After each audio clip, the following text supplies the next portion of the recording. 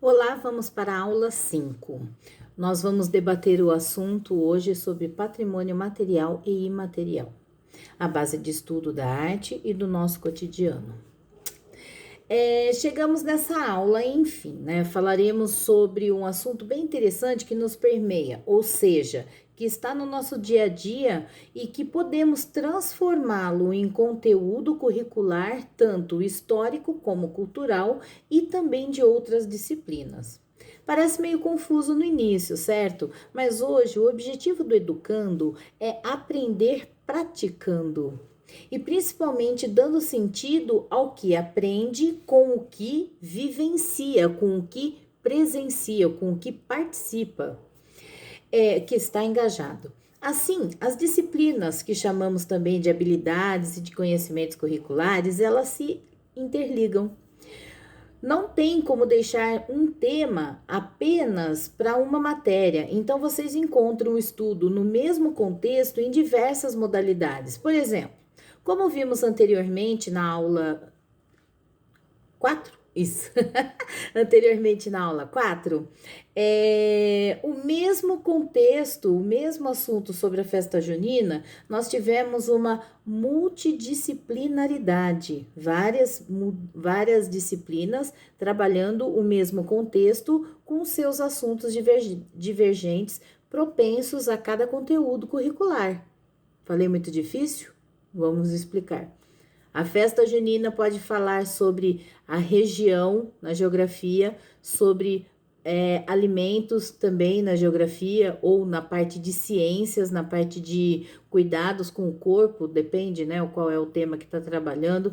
Nós podemos falar sobre dialetos e linguagens na parte de língua portuguesa. Nós podemos falar de história, como chegou, como que fez e como que aconteceu. Então, é isso aí, é um monte de disciplina usando um tema só para a gente expandir, porque nós vivemos essa realidade. Não é matéria assim, a quem, tipo, nossa, não vou usar isso para nada na vida. É por isso que existe. Voltando ao que eu estava querendo chegar até lá, porque se deixar eu fico falando mesmo, que eu gosto de falar.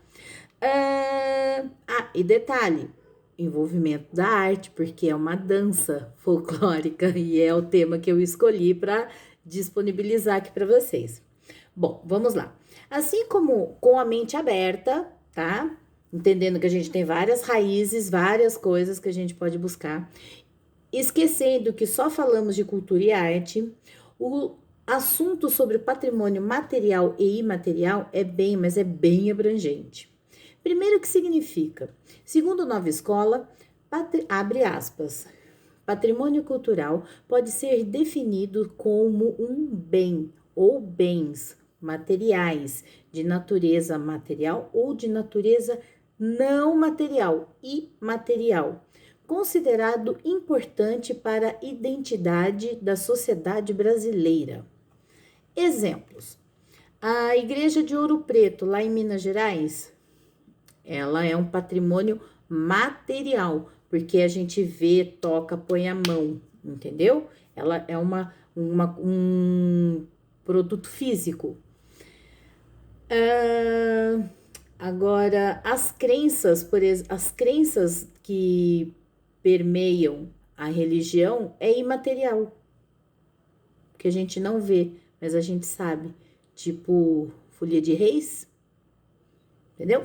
Vamos lá, vou continuar, não vou sair do foco de novo. A arquitetura do Teatro Municipal de São Paulo é material, é um patrimônio material do Brasil. Agora, o carnaval, que é um tema que envolve um monte de coisa, uma cultura nossa, uma música, né? É uma música que envolve outras vertentes dentro, ela é imaterial. Ela é relevante ao nosso patrimônio brasileiro e ela é imaterial. Ok. Segundo o artigo 216 da Constituição Federal, configuram patrimônio, entre aspas, as formas de expressão, os modos de criar, as criações científicas, artísticas e tecnológicas, As obras, objetos, documentos, edificações e demais espaços destinados às manifestações artísticos culturais, arqueológicos, paleontológicos, ecológicos e científicos.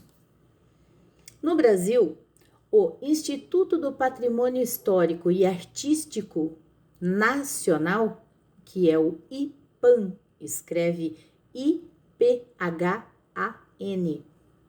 é responsável por promover e coordenar o processo de preservação e valorização do patrimônio cultural brasileiro em suas dimensões material e imaterial.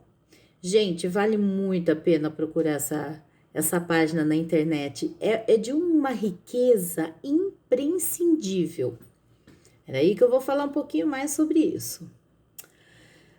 Os bens culturais imateriais, ou seja, aqueles que são as crenças, as práticas, os modos de ser das pessoas, desta forma podem ser considerados. Então, isso é considerado imaterial. Aí continua. Desta forma, pode ser considerado. Pera aí que deu tudo errado. Vou ler de novo. Até eu fiquei confusa. Essa lei aqui. Muito bem.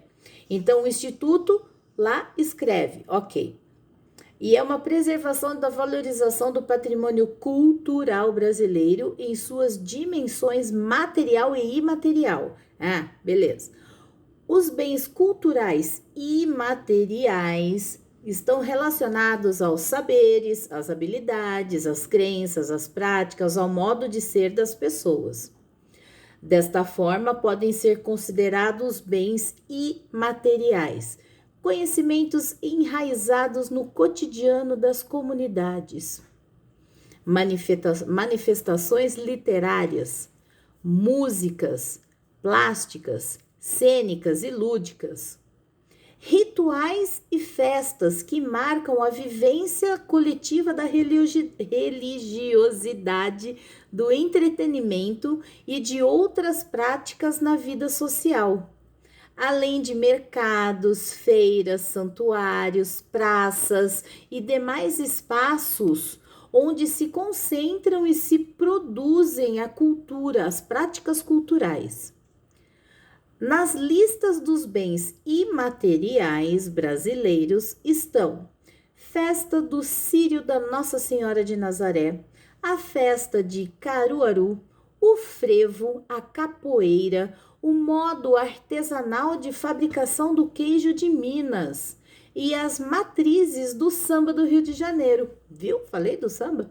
O patrimônio material agora, hein? Vamos falar outra coisa.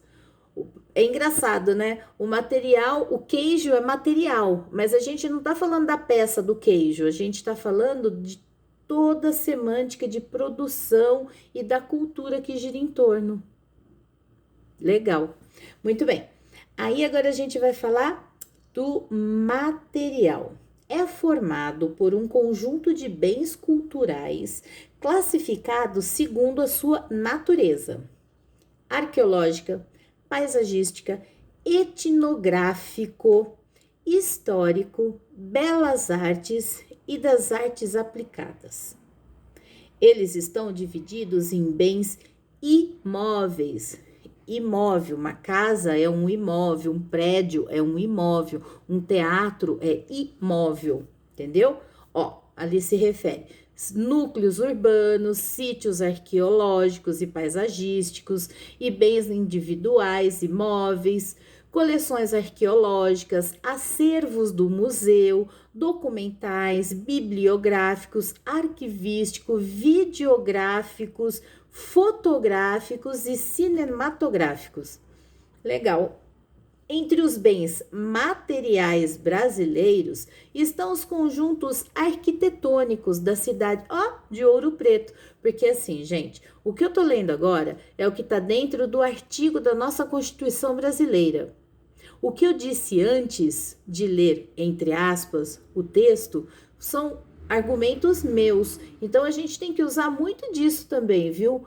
É verdade? Só porque ela tá falando? Como assim? Então, aqui eu estou argumentando, estou mostrando, eu estou fundamentando, dando um ok, um joinha, que isso é verdade, tá bom? Então, vou lá, vou continuar. Entre os bens materiais estão os conjuntos arquitetônicos da cidade de Ouro Preto, Paraty, Rio de Janeiro, Olinda, Pernambuco e São Luís, no Maranhão, ou paisagísticos, como os Lençóis da Bahia, Serra do Curral, de Belo Horizonte, Grutas do Lago Azul e de Nossa Senhora Aparecida, de Bonito, Mato Grosso, o Corcovado do Rio de Janeiro. E é isso. Hoje a gente vai encerrar por aqui, tá bom? Os nossos estudos, mas só que antes deixa eu falar um adendo aqui sobre por que eu falei sobre patrimônio material e imaterial na parte de arte.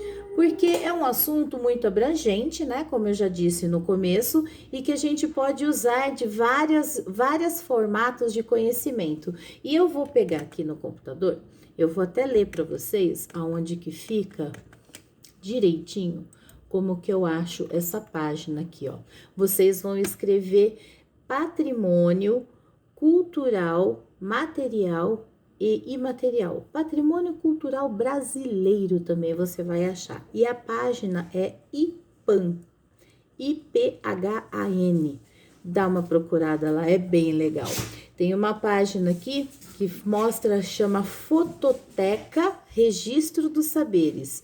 Aqui tem, nessa fototeca, nós vamos encontrar a quantidade de pelo menos umas 2.000 informações e arquivos e acervos de cultura dentro dela.